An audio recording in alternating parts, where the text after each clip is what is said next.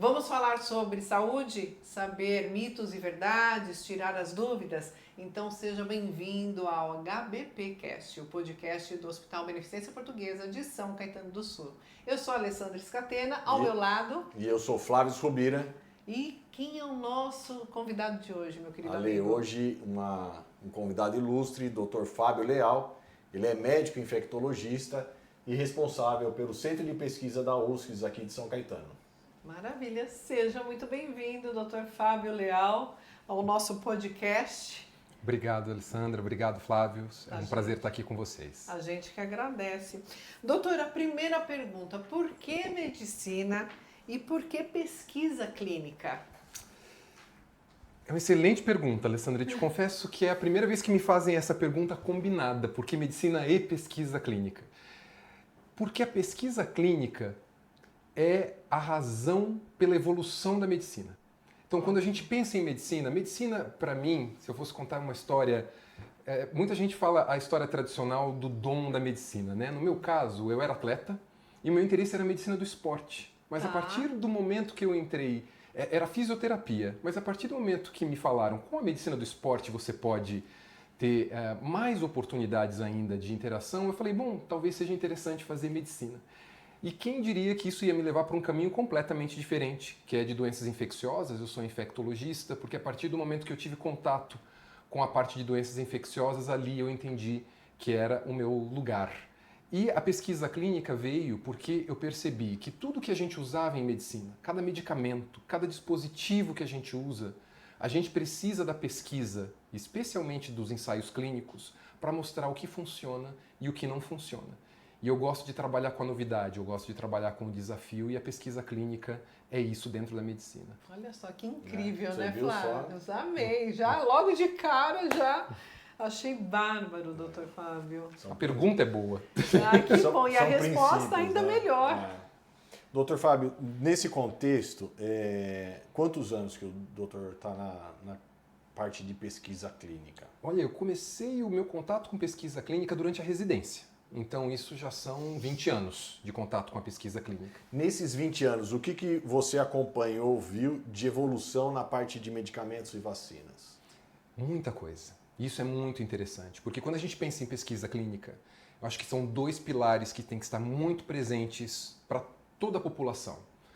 Primeiro, segurança de tudo que a gente vai usar, ética, e segundo, a eficácia. Funciona ou não funciona? Mas antes de saber se funciona ou não funciona, é seguro ou não é seguro? E está sendo feito de um jeito ético, digno, que respeite cada participante ou não? Então essas são as duas grandes preocupações e valores da pesquisa clínica, e nesses 20 anos a gente vê o quanto a gente evoluiu nesse sentido. Então quando a gente olha para a história da pesquisa clínica, a gente vai vendo que cada vez mais a gente refina esse olhar para a segurança e para a eficácia. E há vários exemplos práticos que a gente tem vivido nos últimos anos. Tá, vou voltar um pouquinho. Explica para nós assim o que é a pesquisa clínica, porque às vezes quem está nos assistindo, assim, a gente fala pesquisa clínica, acha que não está no seu dia a dia, no seu cotidiano, né? O que é pesquisa clínica? É verdade, Flávio. E está no dia a dia e no cotidiano de praticamente todos os seres humanos, né? A pesquisa clínica, a gente chama de pesquisa clínica tudo que envolve seres humanos. Mas isso começa até no que a gente chama de ensaios pré-clínicos. Então, quando a gente imagina uma medicação que hoje a gente usa, paracetamol, dipirona, né? Ou qualquer vacina, são medicações que as moléculas foram identificadas, tinham um potencial para ter um efeito positivo, então isso é testado em laboratório, culturas celulares, em modelos animais, cada vez menos isso tem evoluído também dentro da pesquisa, isso a gente chama de pré-clínico, e com a inteligência artificial e com a tecnologia, cada vez mais a gente consegue refinar isso antes, olhando o potencial dessas moléculas. A partir do momento que você vê esse potencial nos ensaios pré-clínicos, a gente entra na pesquisa clínica, que tem basicamente 4 fases. Num primeiro momento, a partir do momento que a gente viu que isso tem um potencial de funcionar, em um grupo pequeno de pessoas, a gente está falando de menos de 100 pessoas saudáveis, a gente dá essa medicação com muito controle, ou com uma observação muito próxima, sempre prezando pela segurança, para entender se aquela medicação é minimamente segura ou aquele dispositivo é minimamente seguro para ser usado em seres humanos. Se nessa primeira fase as coisas foram razoavelmente bem, razoavelmente não, tem que ir muito bem, mostrando que não há riscos maiores para nenhuma daquelas pessoas. A gente vai para a segunda fase, que a gente amplia o número de pessoas que a gente vai avaliar e a gente começa a fazer diferentes doses, a gente começa a olhar um pouco a eficácia. Então, muitas vezes, por exemplo, se for uma medicação de diabetes, a gente pega pessoas diabéticas para ver se tem algum efeito positivo e, principalmente, segurança. Se mantendo que não há grandes eventos adversos, efeitos colaterais importantes e ainda há sinais de que a medicação provavelmente funciona, a gente vai para a fase 3, que é a última fase antes da gente pedir aprovação dessa medicação, desse dispositivo, dessa vacina para as agências reguladoras no Brasil, no caso a Anvisa, que se funcionar bem com milhares de pessoas, que foi o que a gente viu, por exemplo, durante a pandemia, nos estudos de vacina e vários outros estudos que ainda acontecem, e sendo seguro e eficaz,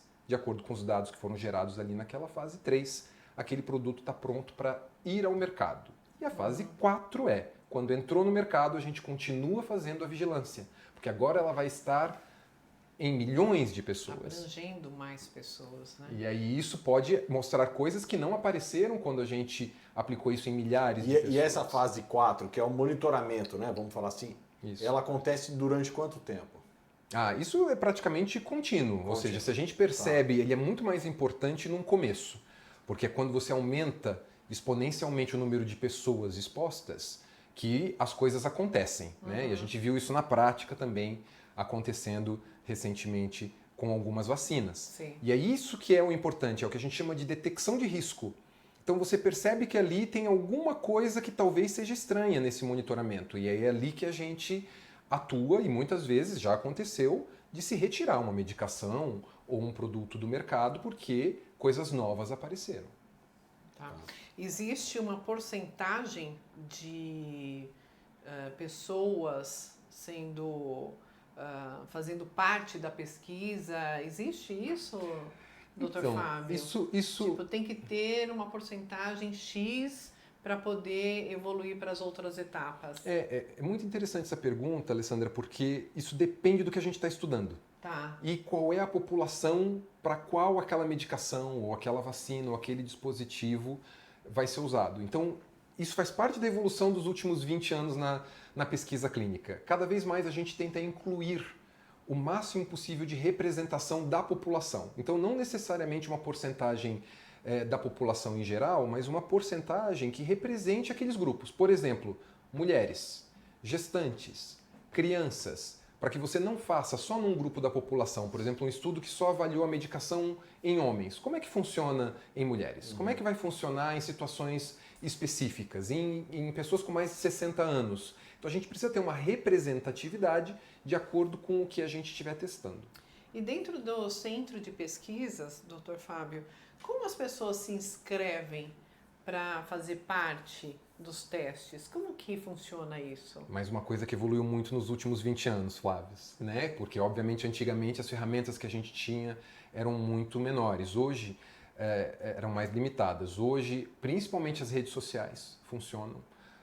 Então, nós temos todas as redes sociais, basicamente. A gente tem o site, a pessoa pode fazer um formulário e a gente entra em contato, WhatsApp. Então, todos esses meios, cada vez mais os meios online, são os que permitem que as pessoas tenham acesso às informações, que elas podem verificar o que está acontecendo, o que tem de estudo, o que faz sentido para elas entrarem como participantes e até entenderem o porquê participar de pesquisa clínica, né?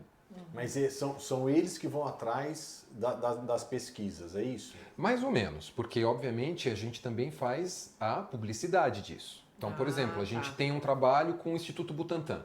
Então, o Butantan coloca na imprensa quais são as vacinas que estão sendo testadas, quais são os centros, a gente anuncia também qual é o produto e o porquê a gente está fazendo aquilo. Então, a gente faz a publicidade, a gente faz parceria com o poder público, com a iniciativa privada, para poder anunciar e divulgar essas informações, mas sempre respeitando a LGPD. Então, a gente jamais vai entrar em contato com as pessoas sem que elas demonstrem interesse em serem contatadas. Tá.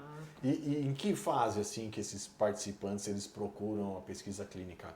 a minha última salvação agora é uma droga nova? Ou não? Qual o motivo, vamos falar assim, que eles procuram isso? Para eles procurarem, Isso né? é complexo, Flávio. É interessante, porque isso depende muito da doença, isso depende muito da situação de vida de cada um. Então você pensa que, por exemplo, quando a gente fala de imunoterapia em câncer, houve uma revolução 15 anos atrás com a imunoterapia de pessoas que estavam fadadas a morrerem por doença metastática ali naqueles meses seguintes e que com a imunoterapia, por terem entrado num protocolo de pesquisa, acabaram conseguindo ter um tratamento de resgate. Mas isso é um pouco capcioso. Por quê? Porque a pesquisa não tem como objetivo funcionar como um tratamento salvador. Ela é a fronteira desse conhecimento que a gente estava falando no começo. Até porque tem um grupo que não vai receber o medicamento. Exatamente. Né? Então você não sabe sequer se você está recebendo aquela medicação muitas vezes. Né? Então na oncologia ali, como era realmente uma situação de resgate, isso acabou funcionando assim. Em alguns protocolos é assim que funciona. Mas na grande maioria das vezes, a participação num protocolo de pesquisa é justamente pelo entendimento de que a população é o principal beneficiado e o principal protagonista desse processo, que se as pessoas não estiverem dispostas a participar de pesquisa clínica, a gente não tem como desenvolver novas medicações para tratar as pessoas. É verdade. Então é essa a motivação. É um amor ao próximo também. Exato, né? Exato, com certeza. E, doutor Fábio, atualmente qual a especialidade de maior quantidade de pesquisa clínica?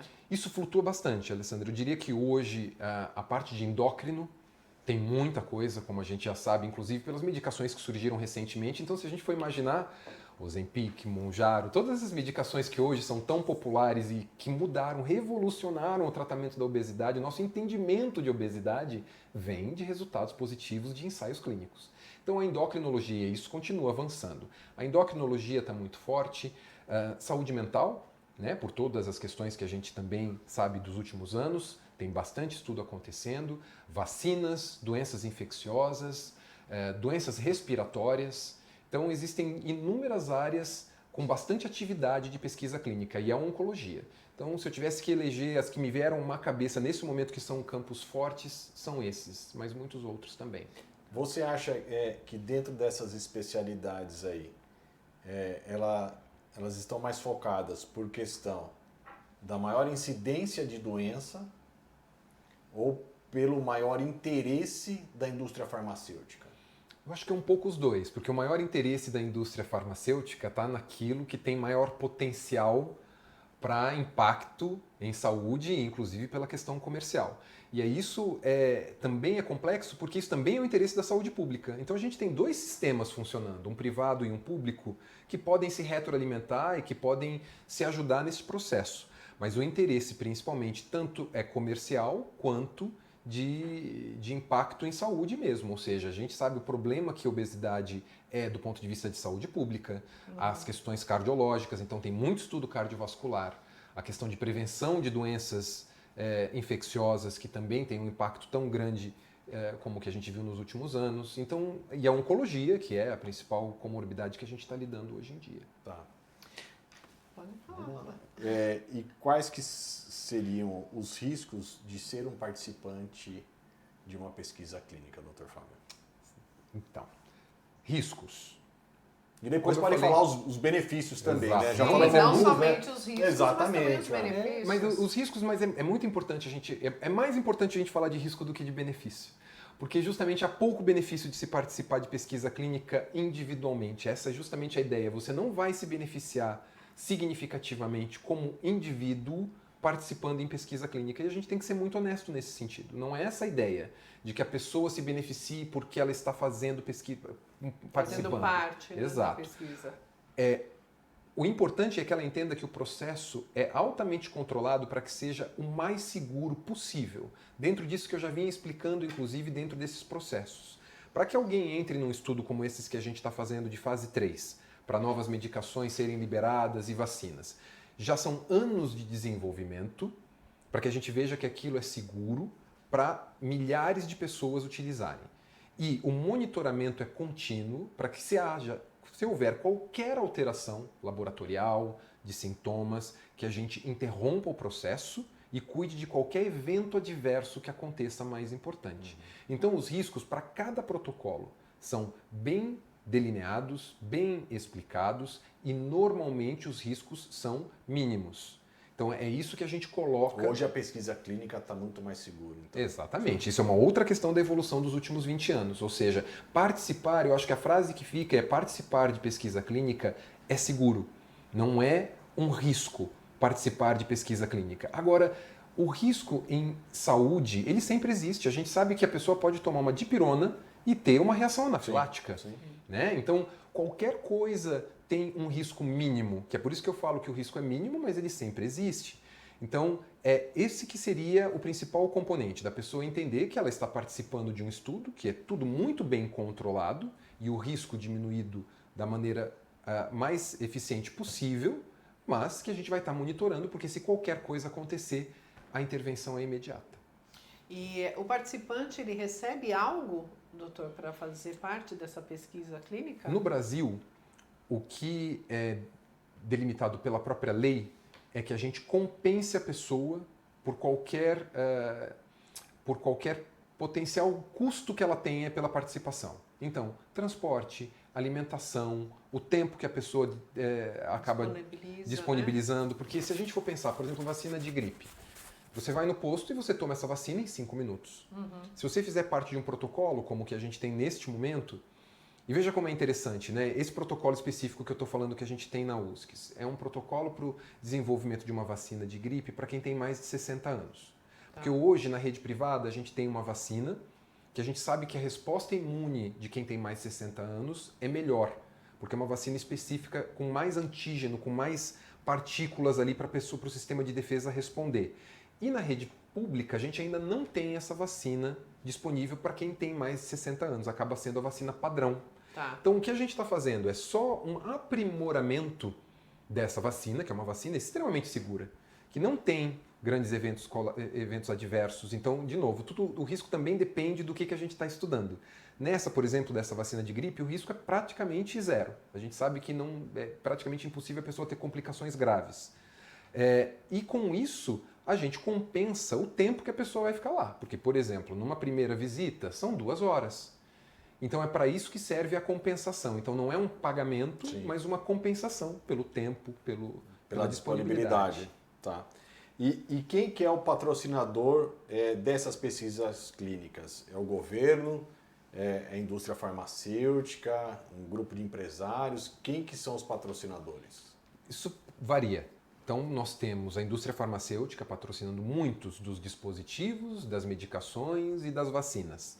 A gente tem o serviço público fazendo isso também. Um dos principais que a gente tem é o Instituto Butantan, mas a gente tem a Fiocruz e a gente tem iniciativas das universidades também que fazem ensaios clínicos nesse sentido. E parcerias internacionais, né, que são muito importantes e que infelizmente nesse momento diminuíram um pouco, mas principalmente com o NIH, que seria como se fosse o Ministério da Saúde americano, com organizações europeias públicas. Então, tudo isso se envolve.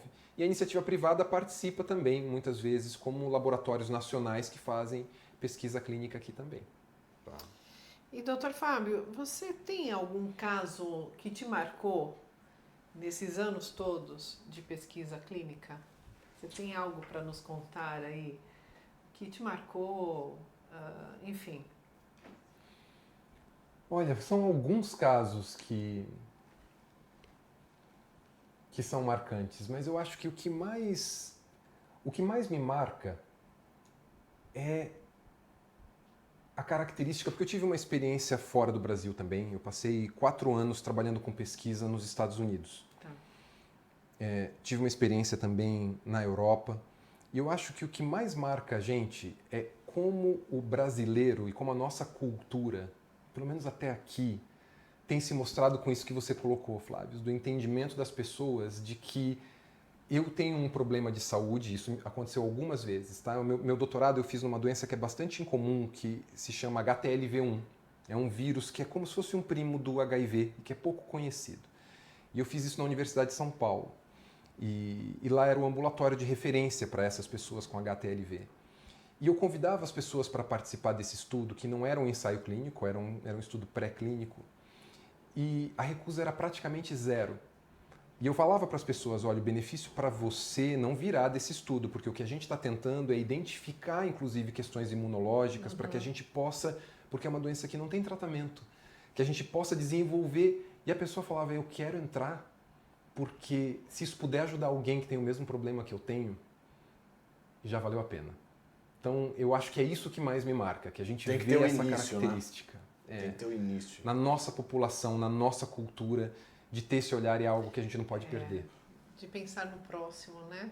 Dessa compaixão, desse querer bem, né? O amor ao próximo. E hoje, Ali, assim, quantas vezes a gente toma remédios, muitas vezes tem lá os remédios diários e você nem pensa que alguém lá atrás teve que passar por esse estudo, teve um investimento de uma indústria farmacêutica. Porque a hora que a gente fala, por exemplo, um medicamento novo, ele é caro, ele é caríssimo, mas assim, quanto que não foi investido? Quanto de dinheiro, de tempo, né? Assim, e quantos não deram certo também, né, doutor Fábio? Então, hoje a gente vai lá, toma, só compra o remédio, toma e às vezes esquece, né? Não tem essa... Imagina, eu acho que ninguém pensa no dia a dia não. Né? No dia a dia. Você toma automático. Exatamente. Quando você participa de pesquisa clínica, você passa a entender um pouco mais isso. Então, amplia até o seu recorte da realidade. Você enxerga a vida e as coisas de uma outra forma. Eu acho que esse talvez seja um grande benefício de participar de pesquisa clínica. É verdade, eu concordo com você, doutor. Vamos para mitos e verdades? Mitos e verdades sobre pesquisa clínica. Vamos lá. Doutor Fábio, só adultos participam da pesquisa clínica? Mito. A gente tem pesquisa clínica para todas as populações, pediátrica inclusive, com todos os cuidados, justamente isso, ou seja, obviamente, isso é muito curioso, em pediatria, dependendo da idade, se a criança consegue já entender, a gente tem o que a gente chama de termo de assentimento, porque ela não consegue consentir. O primeiro passo em pesquisa clínica é o termo de consentimento, livre e esclarecido. Então, o que isso significa? A gente esclarece para o participante, tira todas as dúvidas, descreve o que é o protocolo, o que é a sua participação, porque os riscos e os benefícios de cada protocolo.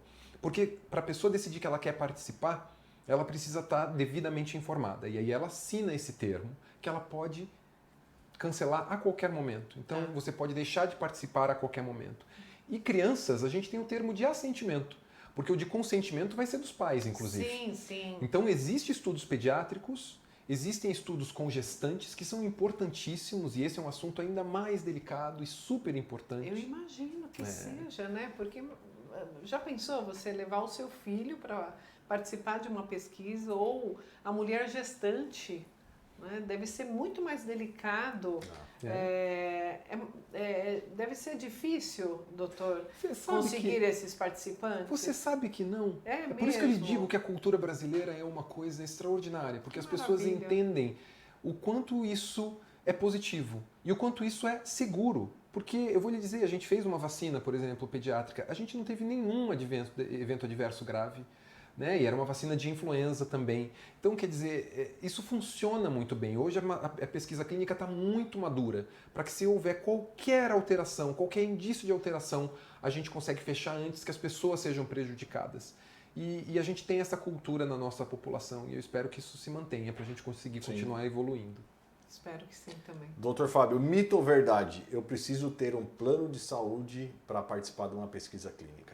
Mito? De modo algum. Eu acho que talvez aí é um outro benefício que eu diria para vocês, que é um efeito colateral positivo. A partir do momento que alguém participa de um protocolo de pesquisa, esse cuidado que eu estava dizendo com possíveis eventos adversos, etc., fazem com que o cuidado à saúde daquela pessoa seja muito mais minucioso, seja muito mais intenso. Então, por mais que no protocolo a gente não se responsabilize pelo cuidado da saúde integral daquela pessoa, a gente se responsabiliza pela segurança integral em saúde daquela pessoa. Então, se qualquer coisa for detectada ou qualquer problema porque você está passando por essas avaliações, essa oportunidade de procurar um serviço de saúde para cuidar daquele problema específico aparece muitas vezes pela participação num protocolo de pesquisa. Muito bem. E isso sim já aconteceu, como você estava me perguntando. Alessandra, alguns desses casos que eu falei é a gente identificar um problema de saúde que está acontecendo com alguém não relacionado com o protocolo e isso ter feito muita diferença na vida da pessoa e na história daquela pessoa. Muito bem. Muito bom. Bárbaro. Doutor Fábio, mito ou verdade? Somente uma pessoa da família pode participar de um estudo clínico? Mito. A gente não tem essa limitação. Porém, é importante frisar a privacidade. Isso é um outro componente muito importante do que a gente fala da questão ética em pesquisa.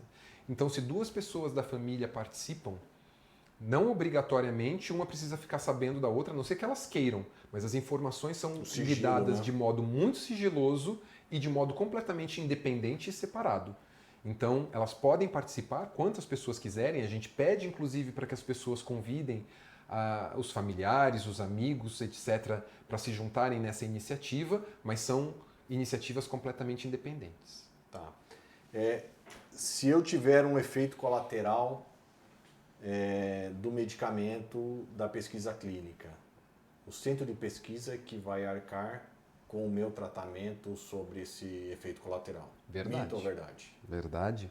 Ou seja, isso está bem definido, inclusive, na nova lei que a gente tem de pesquisa clínica. Ou seja, se a participação no estudo causar qualquer tipo de alteração, isso é responsabilidade do patrocinador, junto com o centro de pesquisa, de fazer todo o cuidado neste processo. Então, qualquer coisa que aconteça, a gente considera um evento adverso, sendo um não relacionado com a participação no estudo. Então, para dar um exemplo prático, alguém aplicou a vacina, atravessou a rua e foi atropelado, é um evento adverso grave para a gente. Agora, é claro que a gente vai classificar isso muito provavelmente como não relacionado à vacinação. Agora, quando há uma relação com essa participação, essa é uma responsabilidade do patrocinador junto com o centro.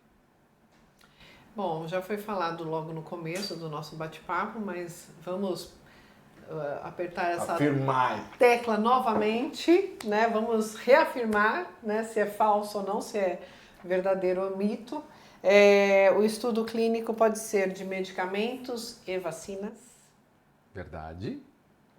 Certo. Medicamentos, vacinas, dispositivos, isso é uma outra coisa também que é importante quando a gente pensa em cardiologia, stents. Como é que a gente sabe que um stent funciona? Como é que a gente sabe que um catéter especificamente tem um novo tipo de catéter? Tem um novo dispositivo, uma nova prótese. Isso precisa ser estudado. Quanto que isso é seguro? Um novo marca-passo, por exemplo. Então, tudo isso também faz parte dos ensaios clínicos. Tá vendo, né? Tá vendo? Foi bom reafirmar, fazer novamente essa pergunta. E doutor Fábio, recentemente aí, nessa semana, nós tivemos dois fatos relevantes na pesquisa clínica. Um foi referente a uma droga, né, do câncer de pâncreas, onde todo mundo teve uma comemoração, que acho que quebrou a barreira aí para atingir as células. E o outro caso foi referente à vacina de dengue, né? Você consegue falar um pouquinho para nós desses dois episódios aí? Do pâncreas, eu acho que é um clássico do que a gente vê e que a gente vinha discutindo aqui, da evolução e do quanto é importante a gente ter ensaios clínicos e do quanto é importante a gente estudar novas medicações, porque elas só vão aparecendo conforme a gente vai testando a segurança e a eficácia dessas medicações e dessas vacinas. Então é para isso que a pesquisa clínica existe. E a da vacina da dengue é um clássico exemplo do que a gente veio discutindo aqui, falando sobre a questão do monitoramento. Então, se a gente imaginar que essa é uma vacina que passou por todas essas etapas que a gente discutiu, foi aplicada em milhares de pessoas que não demonstraram os eventos adversos que agora a gente está vendo a partir do momento que ela está em centenas de milhares de pessoas. E vocês vejam como isso representa bem o que a gente fala de segurança em pesquisa clínica. Foram 2 óbitos em 500 mil pessoas que ainda estão em investigação, além de... Muitas vezes podem não estar nem relacionados à vacina, né? Às vezes isso acontece também, né? Por isso que essa investigação tem que ser muito detalhada. Existem algumas dezenas de eventos adversos graves que foram detectados e que também estão sendo investigados, mas é muito importante a gente entender que existe hoje no Brasil, e o Brasil é muito avançado nesse sentido, um sistema de vigilância que detecta esses riscos logo no início, para que a gente evite que esse problema aconteça com um número maior de pessoas. Então, se para o que está fazendo, não porque se detectou que há um problema, porque se detectou que há um risco. E aí a gente para analisar, avaliar, para ver se esse risco tem a ver é mesmo. realmente um problema. Né? Então é isso que está acontecendo agora. Então é muito importante que a população entenda que essa vacina da dengue do Butantan é uma vacina muito promissora. Mas, se for detectado que ela pode causar estes problemas em algumas pessoas, essa análise ela é complexa para se definir se isso significa que ela não pode ser usada, se isso significa que ela não pode ser usada em determinadas pessoas. Sim. Então, Isso, por isso que é importante. importante trazer essa informação, porque senão parece que, meu Deus, é uma vacina que estava matando as pessoas. A gente viveu, gostaria de ilustrar isso, essa situação durante a pandemia, com uma vacina que foi a vacina da AstraZeneca, que nem está mais disponível, porque a própria AstraZeneca tirou, por questões comerciais, porque outras vacinas se mostraram mais eficazes, com um perfil ainda melhor de segurança. Mas se falava muito da trombose daquela vacina naquela época. Mas a gente coloca isso num modelo de risco-benefício, porque o próprio Covid causava trombose. Muita gente morreu de trombose por Covid. Fato. E a vacina causava um número infinitamente menor, muito menor de trombose do que o próprio Covid. Então é uma análise complexa, porque basicamente todo mundo acabou pegando O Covid. risco-benefício, né? Exato. Então, é nesse lugar que a gente trabalha essa questão e esse acontecimento com a vacina de dengue tem que despertar essa discussão do quanto a gente tem uma vigilância boa, do quanto é seguro esse processo, que é uma menor detecção de risco, se para e se avalia minuciosamente para se entender o benefício e o risco-benefício de cada uma dessas ferramentas. Maravilhoso mesmo, Flávio. Muito obrigada, Dr. Fábio Leal, infectologista, que esclareceu muito. Aliás, eu não entendia nada sobre pesquisa, agora estou sabendo muito. Né? Eu achei que foi bárbaro o nosso bate-papo. E saber da importância, né? Nossa! Assim, porque se hoje a gente, é o que eu comentei, né? Se hoje a gente toma um medicamento para tratar, sei lá, para amenizar uma febre, uma dor de garganta, é porque ele teve uma pesquisa atrás. A partir de hoje eu vejo com outros olhos. Né? É verdade. Fico muito feliz. Obrigado, Alessandro. Eu estou sempre à disposição e é um prazer. Obrigado pela oportunidade e que as pessoas entendam o quanto cada um faz a diferença na evolução da nossa sociedade e da nossa medicina. Muito obrigado e contem conosco, viu, doutor Fábio? Todo o centro de pesquisa lá, tanto para as pesquisas clínicas, igual a gente já tem a parceria com vocês, quanto para a divulgação disso.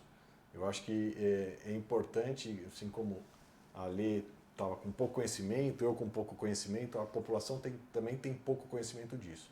Então a gente tem que aproveitar as nossas redes, ampliar para divulgar isso daí. E fique à disposição aí as redes do hospital para fazer essa divulgação. Obrigado, Flávio. Esse é o clássico exemplo das parcerias, como eu estava falando, né? De um hospital privado, uma universidade pública. É a nossa sociedade, é a saúde no nosso país e a gente está aqui para trabalhar junto. Obrigado Então, pela Obrigado. parceria. Obrigada, doutor. E obrigada a você que esteve conosco até agora. Não deixe de nos seguir nas redes sociais, tanto do Hospital Beneficência Portuguesa de São Caetano do Sul, como também o nosso HBP Cast, o nosso podcast do hospital. Também se inscreva no nosso canal do YouTube, compartilhe esse vídeo para quem você acha que deve ser interessante ficar sabendo sobre esse assunto que foi, olha, fez uma grande diferença na minha vida, com certeza. E até a próxima. Tchau, tchau. Tchau, tchau.